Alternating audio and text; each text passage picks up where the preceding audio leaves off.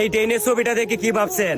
এটা ওই দাদা বাবুদের ট্রেন, যেই দাদা বাবুরা বর্ডারের সীমান্তে আমাদের বাংলাদেশের নিরহ কৃষকদেরকে গুলি করে নির্মমভাবে হত্যা করে সামান্য তিস্তার পানির ন্যায্য হিসাবটুকু দিতে পারে না।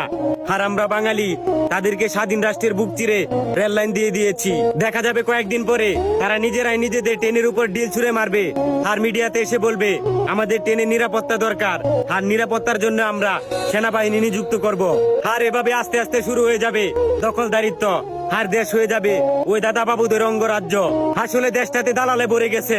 যদি ভয় না পাও তাহলে রুখে দাঁড়াও, দেশকে বাঁচাও, ভারতকে খেদাও। আমাদের মাতৃভূমির 1 ইঞ্চি মাটি সোনার চাইতেও খাঁটি।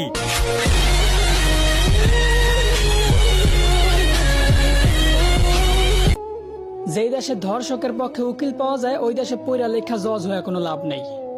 মুসলমানদের দেশে নেতা হইয়া যদি আলেমদেরকে বন্দি করে রাখতে হয়, ওই দেশে